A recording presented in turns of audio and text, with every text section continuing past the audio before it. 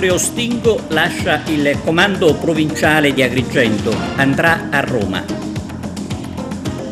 Chiuso dai carabinieri supermarket a Ribera.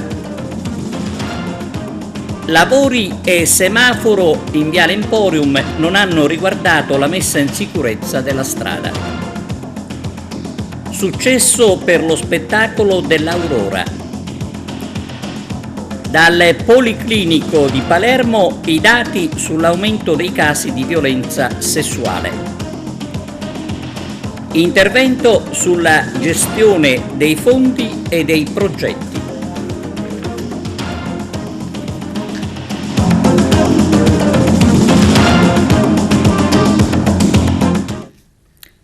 Buongiorno da TVA Notizie. Come avete sentito dai titoli, il comandante provinciale dei Carabinieri, colonnello Vittorio Stingo, promosso capo di Stato Maggiore, lascia Agrigento. Oggi ha incontrato i giornalisti. Il servizio di Arturo Cantella. Ha salutato la stampa stamani presso la caserma dei Carabinieri il colonnello Vittorio Stingo. Lascia la nostra città per andare allo Stato Maggiore a Roma, al Comando Generale. Un incarico molto importante che lo vedrà alla guida di circa 18.000 carabinieri, visibilmente commosso nel suo discorso. Scrivo con un misto di emozioni, poiché lasciare un luogo che è stata la mia casa per tanto tempo non è facile, tuttavia i cicli della vita ci portano ad affrontare nuove sfide, intraprendere nuovi percorsi e il momento del distacco è inevitabile. Partire è un po' morire, ha detto Stingo nel suo discorso. Guardando indietro rifletto su questa provincia fatta da donne, uomini speciali e mi riempio di gratitudine. Il lavoro di squadra è stato fondamentale. Ciò che mi ha toccato è il legame umano instaurato, le relazioni che ho costruito rimarranno nel mio cuore, nella mia memoria per sempre. Non posso non ricordare i concittadini di Ravanosa, la cui tragedia, la cui forza d'animo saranno sempre da esempio, ma anche i concittadini di altri 42 comuni della provincia. Agrigento è spesso in coda alle classifiche relative alla qualità della vita, ha detto Stingo, e alle opportunità di lavoro, eppure è una terra ricca di storia, cultura, bellezza e vita. La vicinanza al cittadino è stata sempre la nostra essenza, vicinanza intesa come prossimità, disponibilità e apertura costante all'ascolto che mi ha spinto a motivare i miei collaboratori avviando il concetto di arma della gente a difesa dei più deboli per perseguire il bene collettivo. Un pensiero speciale, continua Stingo nella sua missiva, va ai miei carabinieri impegnati ad adempiere al giuramento prestato, onorare l'uniforme con orgoglio. È stato grazie alla loro realtà e allo spirito di abnegazione al servizio se in questi 3 anni è stato più agevole sviluppare una pluralità di progetti che hanno visto l'Arma Agrigentina sempre presente in prima linea.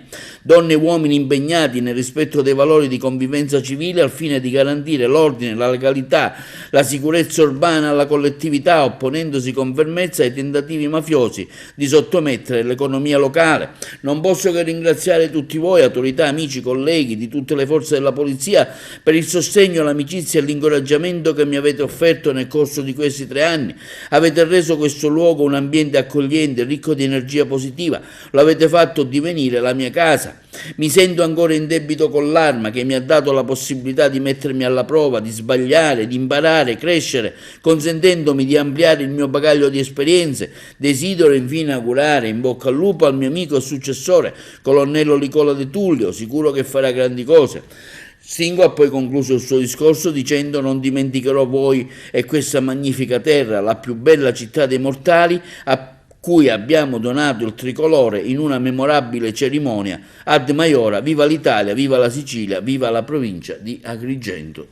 Il mio saluto è soltanto un arrivederci. Ho indirizzato una lettera di commiato a tutta la provincia, a tutti i cittadini, laddove invito a continuare a percorrere la via che abbiamo solcato in questi 3 anni, una via di rivoluzione culturale e di legalità in cui tutti quanti necessariamente devono rimboccarsi le maniche e devono iniziare a fare un gioco di squadra importantissimo, fondamentale per far capire ai nostri ragazzi che questa è una terra ricca di opportunità, ricca di bellezze, ricca di cultura, ricca di vita e non si può abbandonare. Bisogna investire qui, bisogna far credere, soprattutto ai più giovani, che tutto è possibile e questo è il momento di farlo, è il momento delle opportunità, è il momento in cui questa provincia si avvia a diventare capitale italiana della cultura, che non sarà soltanto il 2025, ma saranno tutti gli anni che anticipano questo importante evento, come è successo per tante altre città, ed è il momento di crescere, è il momento tutti quanti di fare gioco di squadra, al di fuori degli interessi di partito, al di fuori delle logiche di quartiere che ci tengono legati a determinate persone che sono esclusivamente dei parassiti che dobbiamo eliminare dalle nostre società, al pari di chi delinque e al pari dei mafiosi. C'è stato tanto lavoro da fare in questa terra difficile. C'è stato tanto lavoro, ma la cosa più importante di tutto è crederci.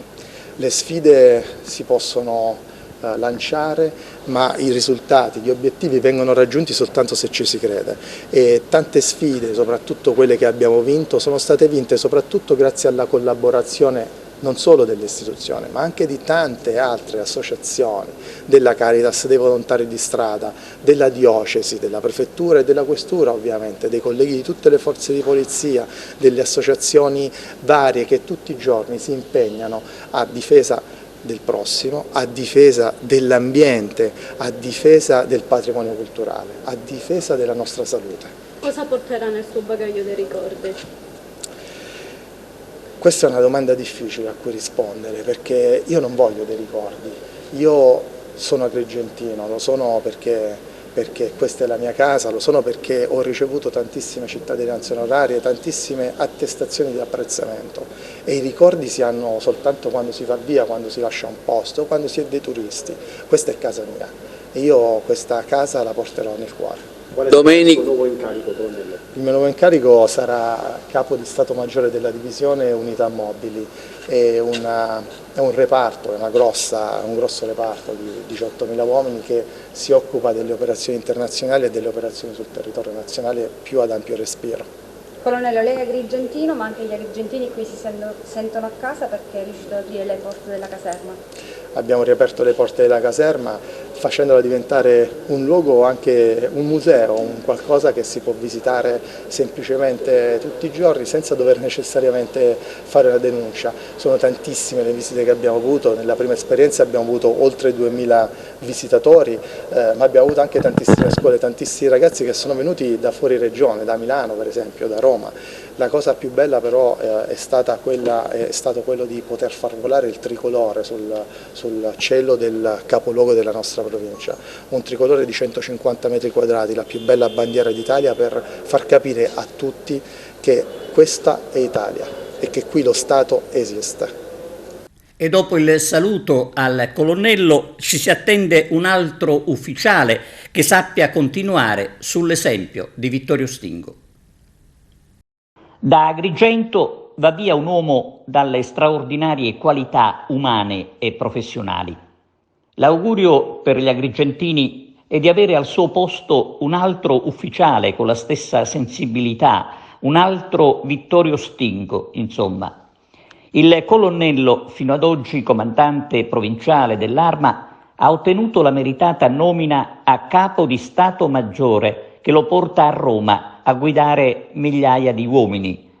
Alla domanda quali ricordi porta con sé da Agrigento, ha risposto che i ricordi li conservano i turisti e lui non è affatto un turista di passaggio. Dice di essere infatti un agrigentino e che Agrigento è stata e rimane la sua casa dove si ritorna con piacere. Questa sua affermazione è confermata dalla cittadinanza onoraria che gli è stata concessa da diversi comuni, compreso il capoluogo. C'è da dire a questo proposito che mai il riconoscimento è stato così giusto.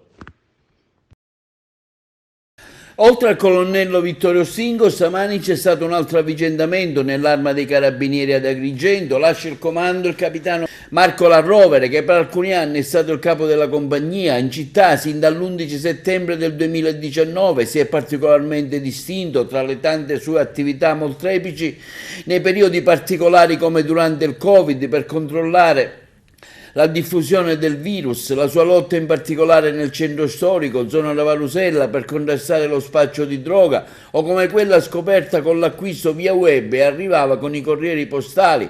Al capitano La Rover è stato anche conferito il premio giornalistico Cristiana Matano per le sue capacità comunicative e il supporto alla stampa dei giornalisti. Desideravo salutarvi e ringraziarvi a voi della stampa principalmente perché sapete che i primi anni, forse anche i primi 3 anni, sono stato referente stampa, quindi abbiamo avuto un rapporto molto intenso e molto vicino rispetto a tutte le altre categorie. Abbiamo vissuto insieme, quindi tutte le varie dinamiche, tutti gli eventi, e questi 4 anni sono stati vissuti palmo a palmo insieme, ragion per cui non devo dirvi nulla di quello che voi già non sappiate, se non ringraziare le città che sono state di mia competenza, della compagnia di Agrigento, tutti i cittadini che sono stati collaborativi, comprensivi e anche molto affabili nei nostri confronti, soprattutto nei miei. Questo devo essere sincero, che ho trovato un ambiente entusiasmante, difficile da gestire, però tale da farmi sentire anche un po' a casa, da non farmi sentire la nostalgia di altri posti. Quindi vado via dopo questi 4 anni molto molto felice, professionalmente molto cambiato, e anche umanamente ho trovato veramente dei sentimenti e delle qualità in questo territorio che porterò con me e sarà difficile trovare in altri posti. Al suo posto sombentra il tenente Alberto Santino, per la prima volta in Sicilia. È la mia prima esperienza in terra siciliana, vengo da una precedente esperienza in Veneto, quindi sicuramente un territorio molto diverso. La città è interessante, sicuramente sfaccettata e molto variegata, presenta delle sfide non indifferenti, è nota a tutti sono note a tutte le problematiche principali della città e della Sicilia in generale. L'ambizione ovviamente è di continuare nel solco seguito dal tenente Rutigliani, mio predecessore, che ringrazio per tutta l'attività svolta ovviamente, e dando una risposta quanto più coerente e quanto più vicina possibile alle esigenze del cittadino. Quindi non soltanto l'attività di contrasto alla criminalità organizzata, ma anche ovviamente l'attività di contrasto ai reati comuni che possono colpire più nello specifico e più nel personale le persone e gli abitanti del territorio. I lavori in Viale Emporium a San Leone sembrano conclusi. Anche il semaforo, che ha creato grossi inconvenienti per la circolazione, è stato rimosso. Ma a proposito dei lavori, qualcuno, vedendo gli operai, ha immaginato che finalmente si stava intervenendo per mettere in sicurezza il tratto di strada. Ma non è così. Non si conoscono i motivi che hanno portato allo scavo, ma è sicuro che non si è intervenuti per porre fine alla vergognosa situazione con i dossi che rimangono a fare da trappola. Supermarket della droga chiuso a Ribera dai carabinieri. Arturo Cantella. I carabinieri della tenenza di Ribera, coadiuvati dai militari di altri comandi della compagnia di Sciacca e da 2 unità cinofene per la ricerca di sostanze stupefacenti del nucleo carabinieri di Palermo, hanno dato esecuzione a un'ordinanza di applicazione di misure cautelari emessa dal GIP del Tribunale di Sciacca su richiesta della locale Procura della Repubblica, che ha diretto le indagini con la quale veniva disposta l'esecuzione di 2 misure cautelari in carcere e 3 divieti di dimora nella provincia di Agrigento nei confronti di altrettanti cittadini di origine gambiana di età compresa tra i 23 e i 31 anni. L'operazione è stata denominata dai carabinieri Take Away e si è svolta con l'impiego di 20 carabinieri e ha permesso di smantellare una presunta organizzazione dedita allo spaccio di stupefacenti nella zona di Ribera, in uno stabile abbandonato di Viale Europa. Gli indagati devono rispondere a vario titolo di detenzione e spaccio di sostanze stupefacenti anche nei confronti dei minorenni.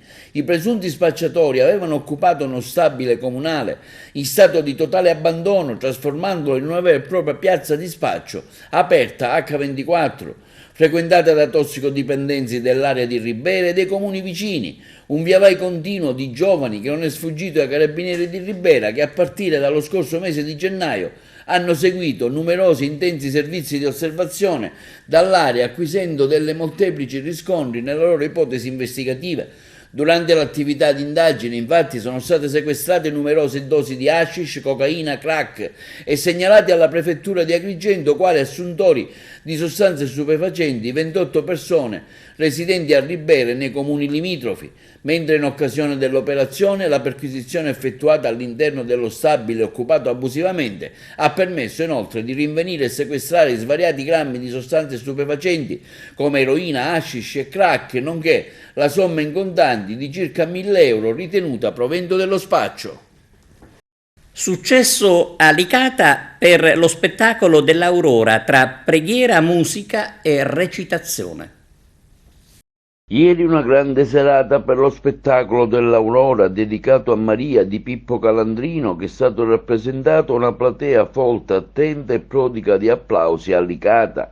Grandi emozioni per un galà mariano molto articolato e ricco che è stato apprezzato dal pubblico. Le interviste. Leo, questo programma, questo bello spettacolo oggi anche a Licata, lei ha fatto tanto per, diciamo, volere, no? Ecco, come ho detto prima, sono veramente contento e direi anche orgoglioso per la mia città, per la nostra città di Licata, mia e nostra città di Licata.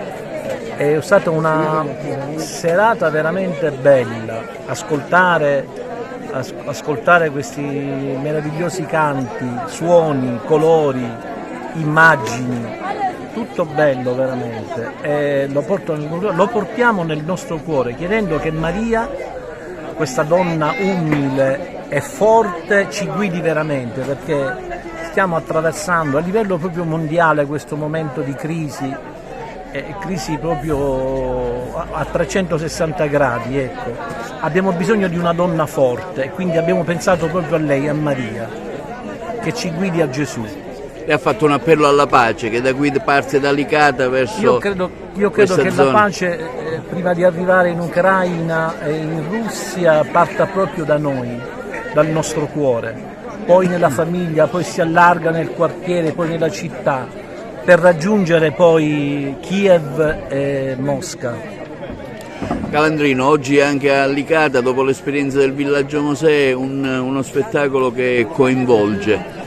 Ma io sono contentissimo che dell'Aurora sia arrivata a Licata, intanto per il nostro giro un po' di Sicilia, e che dire, la gente è rimasta contenta, abbiamo avuto tanti complimenti, tanti applausi, viva Maria! L'ispirazione da cosa ti è venuta per questo spettacolo? Ma l'ispirazione è partita sembrerà strano, ma è partito proprio dal canto dell'Aurora. Mi trovavo a Roma nel contesto di una celebrazione e i seminaristi come canto finale della celebrazione intonarono dell'Aurora. E io in quel momento proprio mi sentii fortissimo il desiderio di cantare insieme a loro, mi misi insieme a loro e mi misi a cantare anch'io dell'Aurora. E in quel momento cominciò a frullare qualcosa nel mio cervello e nel viaggio di ritorno avevo già scritto tutto, avevo montato tutto lo spettacolo e ho cominciato a coinvolgere i maestri amici, il maestro del coro diocesano Graziella Pazzi,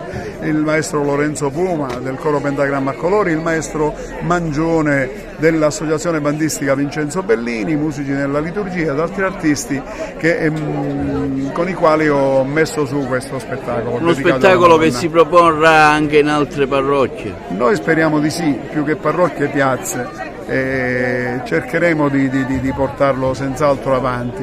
Il pubblico risponde, abbiamo avuto begli apprezzamenti, quindi siamo contenti. Una bella esperienza questa di Licata che segue quella del Villaggio Mosè. Un'esperienza bellissima, perché incontrare persone diverse, potersi esprimere col canto, con la musica è sempre una grande gioia e una grande soddisfazione veramente per un coro come il nostro che vuole portare un messaggio di pace e di speranza. Maestro Mangione, parliamo di questo spettacolo, uno spettacolo che lei dirige in maniera egregia.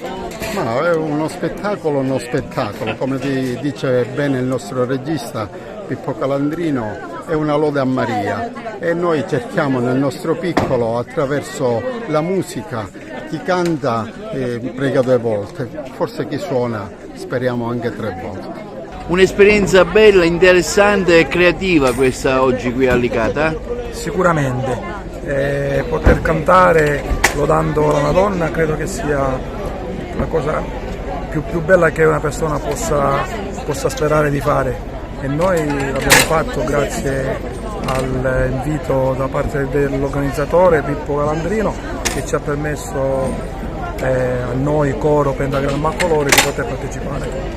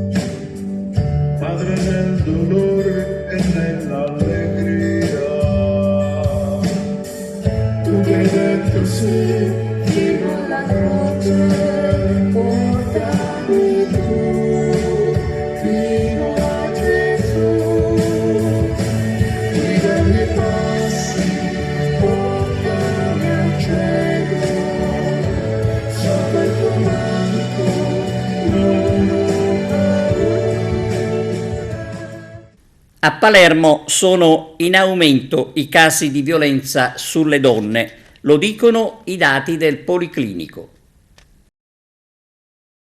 Teresa, i numeri sono abbastanza delicati, forse anche inquietanti per certi aspetti, perché 12 casi in più di violenza sessuale rispetto al 2022. Poi avete appunto diramato una nota che insomma è un focus soltanto su Palermo, nelle altre province ci sono dei casi in meno. Perché secondo lei Palermo ha questi casi in più di violenza sessuale?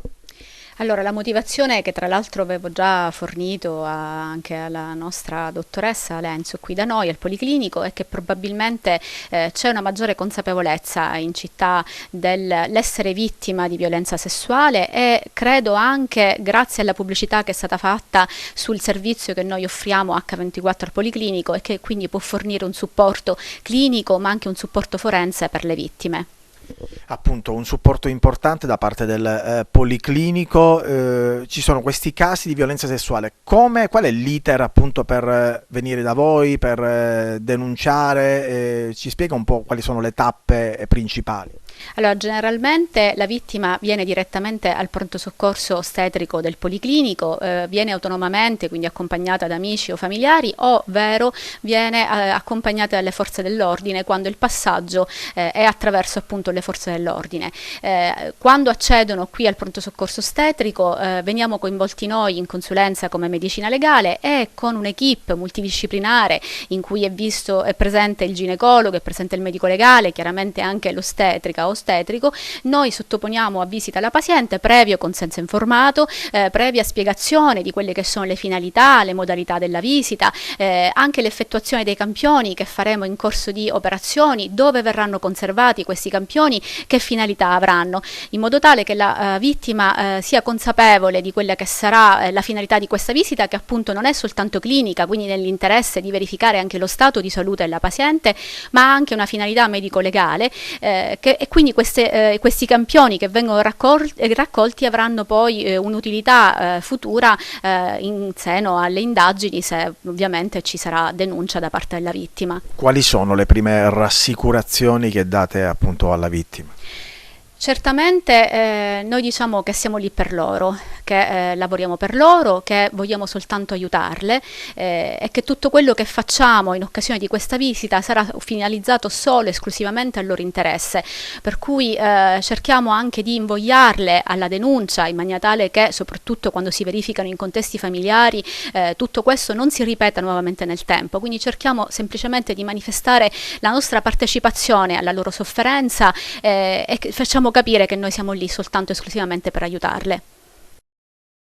Agrigento 2025, Sud chiama Nord, chiede un intervento urgente per la gestione dei fondi e dei progetti. Arturo Cantella.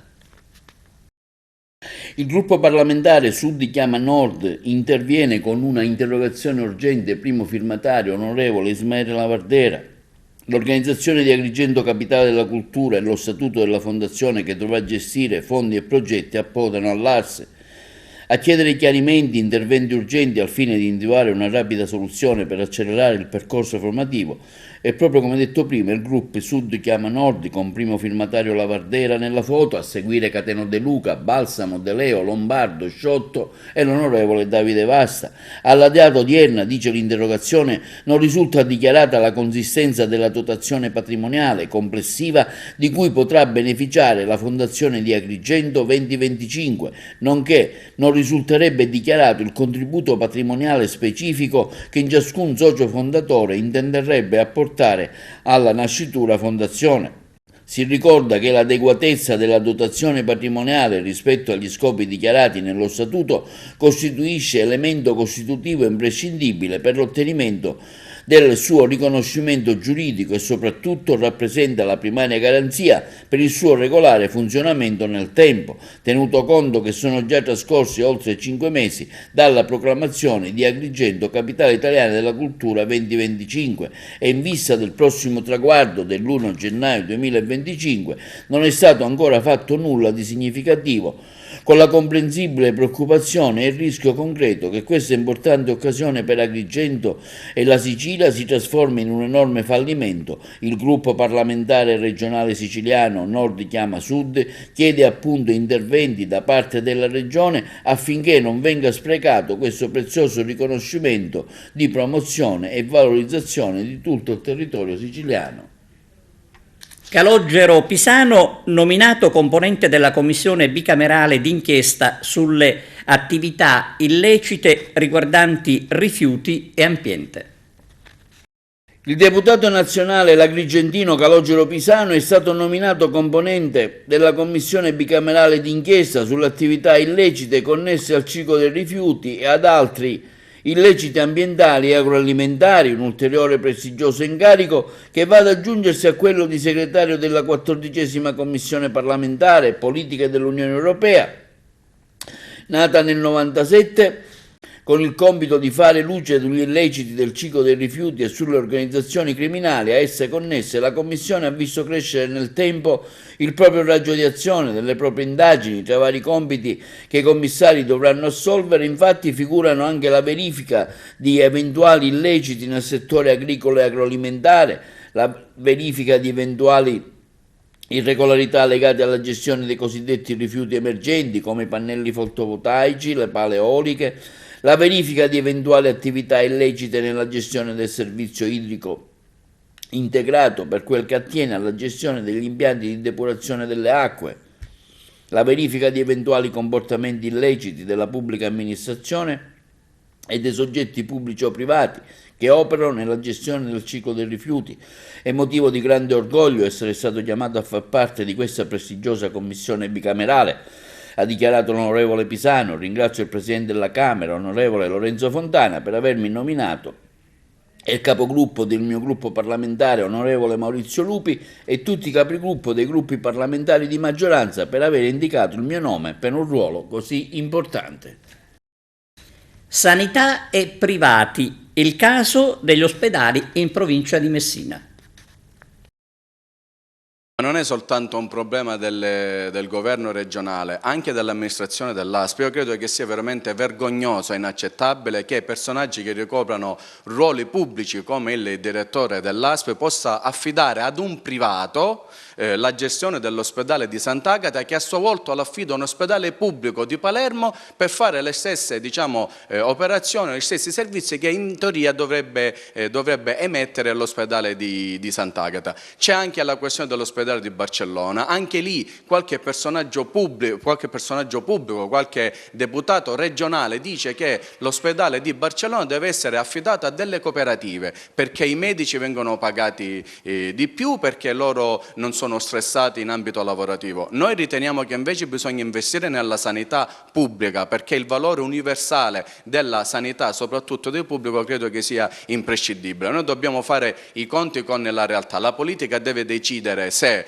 pensare alla salute delle persone o pensare invece a rimpinguare le casse dei privati, magari amici degli amici. Per tutto questo è inaccettabile, noi l'abbiamo anche denunciato, spero che qualcuno si passi la mano sulla coscienza e dica finalmente come stanno le cose invece di tergiversare e prendere in giro le persone. In teoria l'ha detto anche il governatore Schifani non appena si è insediato, che loro vorranno puntare sulla sanità privata. Io credo che dietro ci sia un progetto ben preciso, cioè quello di smantellare gli ospedali pubblici per darlo in mano ai privati, perché i medici, gli infermieri, gli operatori sanitari secondo me dovrebbero avere una retribuzione adeguata rispetto al lavoro che fanno. In Sicilia ricordo che mancano ad oggi quasi 19.000 persone tra medici, infermieri e altri operatori. A Messina la sanità, come abbiamo visto, è quasi allo stremo, non soltanto gli ospedali, come ha detto lei, di Barcellona e di Sant'Agata. A Policlinico di Messina ancora non vediamo la luce per quanto riguarda il pronto soccorso.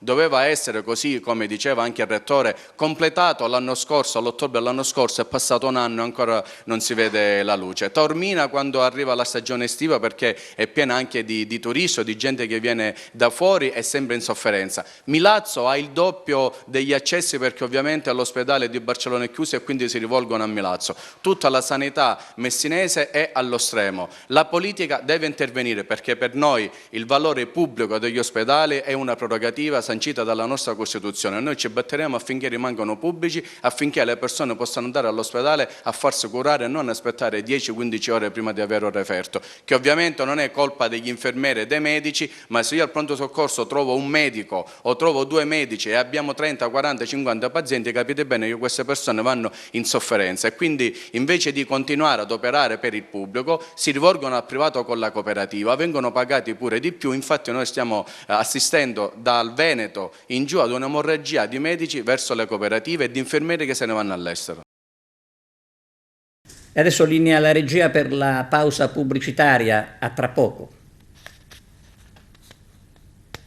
Inaugurata a Porta di Ponte all'impocco di via Atenea la nuova segnaletica multimediale, il servizio di Arturo Cantella. Assessore, oggi qui in via Atenea un nuovo pannello che indica la ZTL non attiva o attiva. Allora, abbiamo voluto dare sin dall'inizio col sindaco un'attenzione particolare anche a una segnaletica che oggi si presenta innovativa e al passo con i tempi.